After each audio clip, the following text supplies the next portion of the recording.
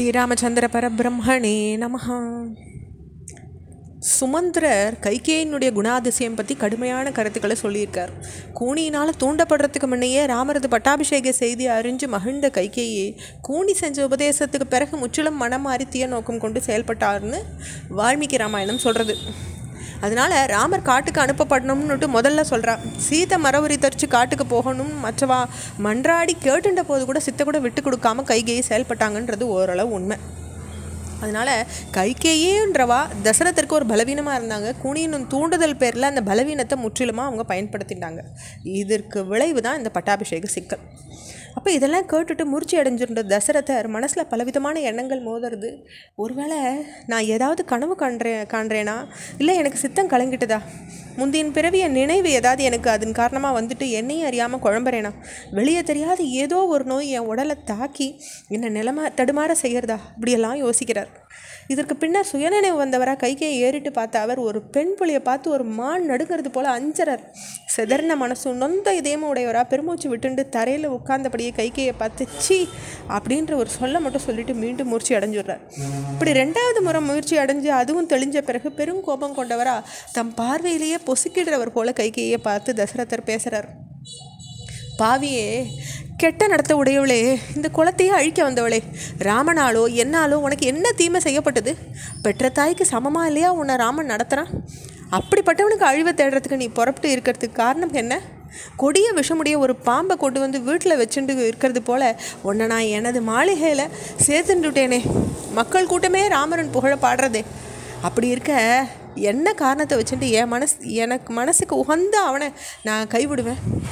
கௌசல்யை கேளு, விட்டு விட்டுறேன். சுமத்திரையை சொல்லு, விட்டு விடுறேன். என் செல்வத்தை கேளு, கொடுத்துட்றேன். என் உயிரையும் கேளு, அதையும் கொடுத்துட்றேன்.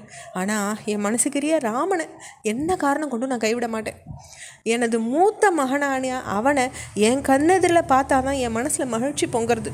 அவனை காணாத நேரத்தில் என் அறிவே தடுமாறுறது.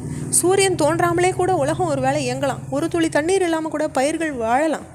ஆனால் ராமனுக்கு பார்க்கலைன்னாக்கா என்னுடைய இந்த உடலில் உயிர் தங்கி நிற்காது. தீமை செய்யறதில் நாட்ட முடியவில்லை. இதோடு விட்டுடு, இந்த எண்ணத்தை கை விட்டுடு.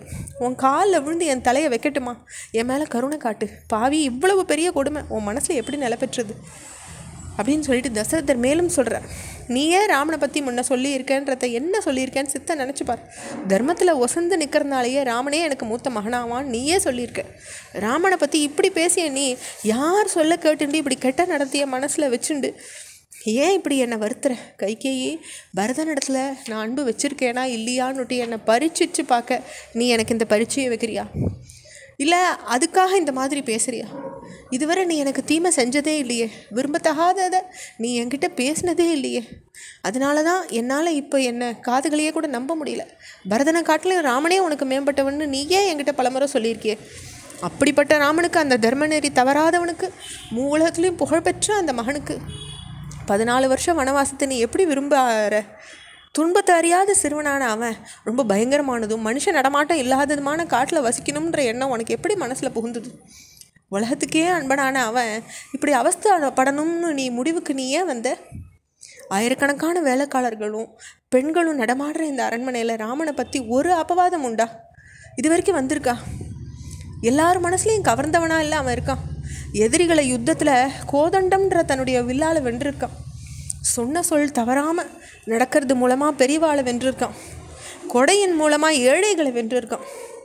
சத்தியம் தவறாமையினால் உலகங்கள் அனைத்தையும் வென்றான். சத்தியம், தய, நட்பு, தியாகம், தவம், பரிசுத்தம், தன்னடக்கம், கல்வி, ஞானம், பெரியவாளுக்கு பணிவிடை செய்கிறது, இது எல்லா நற்குணங்களும் ராமர்கிட்ட குடிக்கொண்டிருக்கே. இப்போது இத்தகைய தன்னுடைய குணங்களின் காரணமாக தெய்வத்துக்கு நிகராக விளங்குற அவனுக்கு தீமை செய்ய நீ எப்படி முன் வந்த? உலகத்துக்கே இனியவனான அவனுக்கு தீங்கிழைக்க நான் சம்மதிக்க மாட்டேன். கைகேயி, வாழ்வினுடைய இறுதி கட்டத்தை நெருங்கிட்டேன்னா, ரொம்ப வயசு முதிர்ந்தவனாயிட்டேன்னா, இப்போ மனசு நொந்தவனா உன் முன்னே நிற்கிறேன். உன்கிட்ட மன்றாடி கேட்டுக்கிறேன், உன்னை வேண்டுறேன், தயவு செஞ்சு என்கிட்ட கருணை காட்டு.